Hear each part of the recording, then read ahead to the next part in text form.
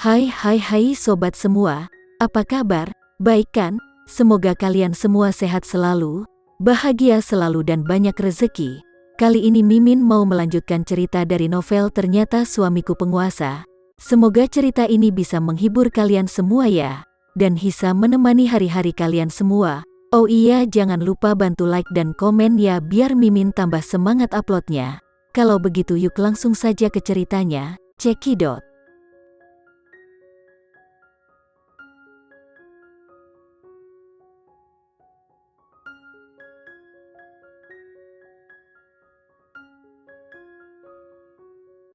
Benar saja, ketika aku keluar, Randy masih berdiri di depan pintu kamar mandi. Ketika Randy melihatku keluar, dia dengan gugup memeriksaku dari ujung kepala sampai ujung kaki. Dia buru-buru mengulurkan tangannya untuk membantuku.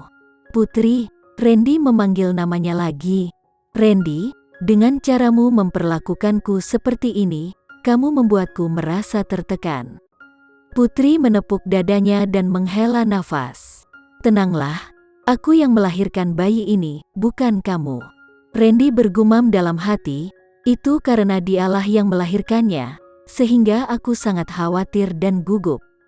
Jika aku yang melahirkan bayi itu, aku akan merasa jauh lebih tenang.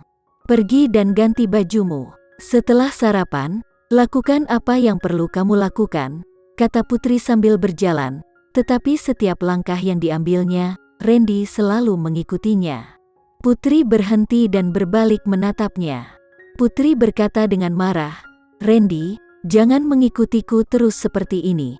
Jika sekali lagi kamu mengikutiku, aku akan marah padamu." Putri sangat marah padanya. Rasanya dia sangat ingin mengikat Randy dengan tali, agar dia tidak bisa lagi mengikutinya. Randy berdiri diam, tapi tatapannya selalu mengikuti gerakan Putri dengan cermat. Putri pergi ke ruang ganti untuk berganti pakaian dan kemudian turun untuk makan. Dia tidak melihat pria yang masih berdiri di sana dengan bodohnya. Sulit membayangkan bahwa Randy adalah penguasa Sandiga Group yang terkenal tegas dan berperilaku dingin di kantor. Namun, setelah dipikir-pikir itu juga karena Randy membuat perbedaan yang jelas antara pekerjaannya di kantor dan kehidupannya di rumah. Dia tidak akan pernah membawa aspek pekerjaannya itu ke dalam hidupnya. Putri awalnya ingin menolak Randy untuk mengantarnya ke studio, tetapi melihat ekspresi khawatir Randy, dia mengalah dan setuju untuk membiarkannya mengantarnya ke studio. Putri tidak ingin Randy mengkhawatirkannya. Tetapi, saat Putri sedang bekerja, Randy akan meneleponnya setiap jam untuk menanyakan kabarnya. Putri sangat marah padanya. Putri sangat marah, jadi dia mematikan ponselnya agar Randy tidak mengganggunya dan Putri bisa fokus dengan pekerjaannya. Pada akhirnya, untuk mencegah Randy agar tidak mengganggu pekerjaannya, Putri mematikan ponselnya. Menatap layar ponsel yang gelap, Putri menggertakkan giginya saat dia dengan marah berpikir, "Randy, mari kita lihat bagaimana lagi kamu bisa menggangguku."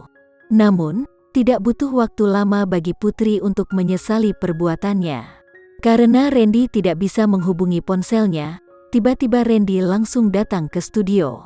Ketika Randy tiba, Lily sedang melayani sepasang pelanggan. Randy masih mengenakan setelan buatan tangan abu-abu perak.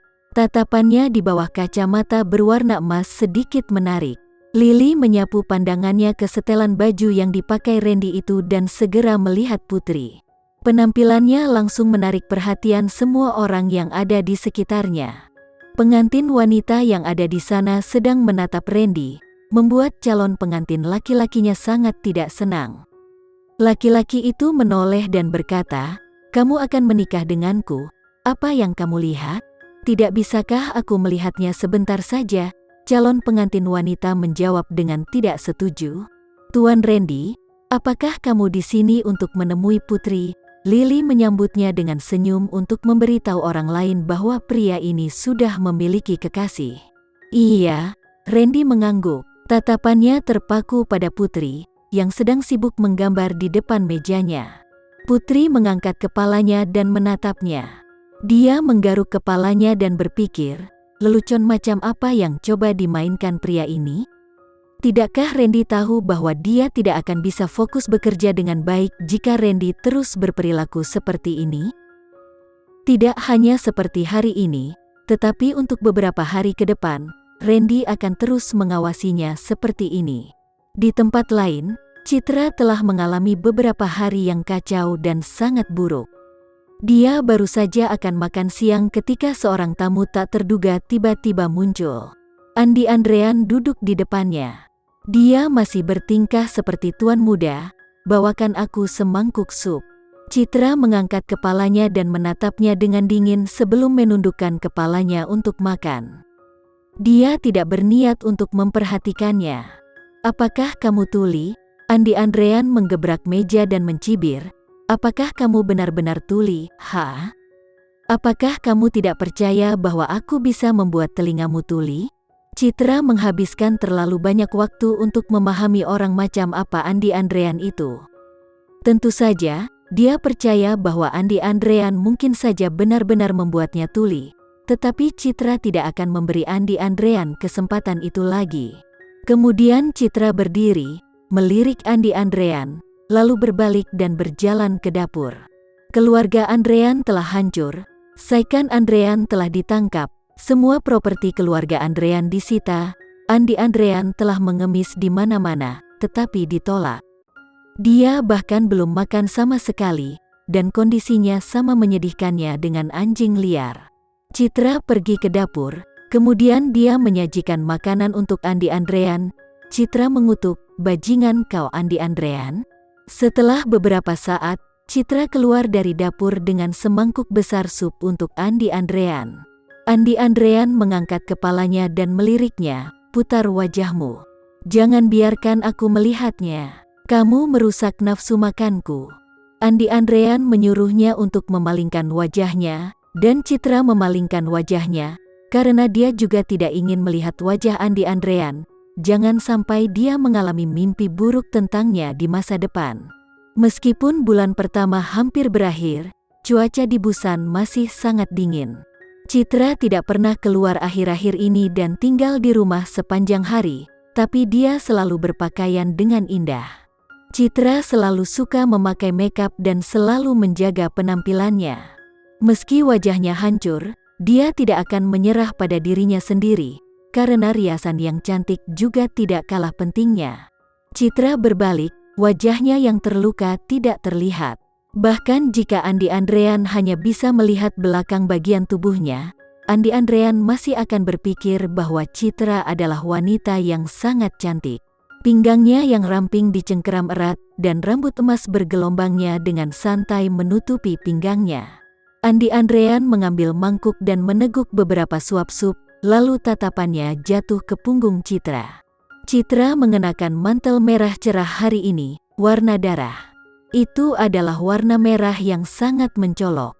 Andi Andrean menatapnya untuk waktu yang lama tanpa menarik kembali tatapannya. Dan bergumam dalam hati, "Aku seharusnya tidak mendengarkannya seperti yang dia lakukan di masa lalu."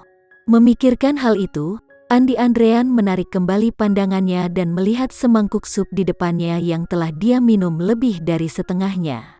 Karena dia tidak makan satu kali pun selama berhari-hari, dia terlalu terburu-buru dan tidak menyadari bahwa supnya terasa berbeda. Sekarang Andi Andrean memikirkannya, sup itu sepertinya memiliki semacam rasa obat. Itu jelas bukan rasa ginseng, melainkan jenis rasa obat lain yang tidak dia ketahui dengan jelas.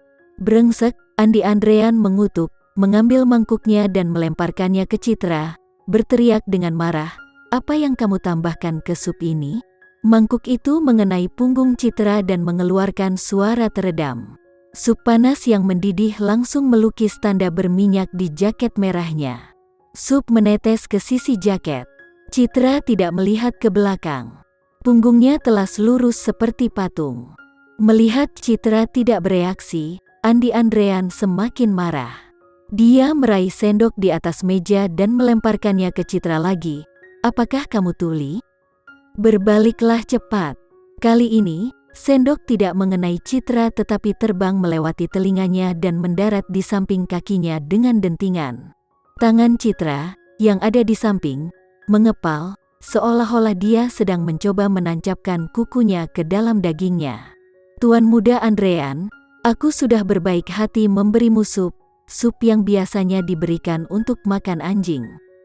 Tidak apa-apa jika kamu tidak tahu bagaimana cara berterima kasih, tetapi kamu malah melemparkan mangkuk ke arahku. Citra berbicara dengan kasar, tetapi matanya berbinar. Senyum yang dia coba pertahankan memiliki bekas luka mengerikan, memberikan perasaan ketidakcocokan yang memuakkan. Melihat bekas luka Citra dan mendengarkan nada suaranya, Andi Andrean tiba-tiba merasa mual.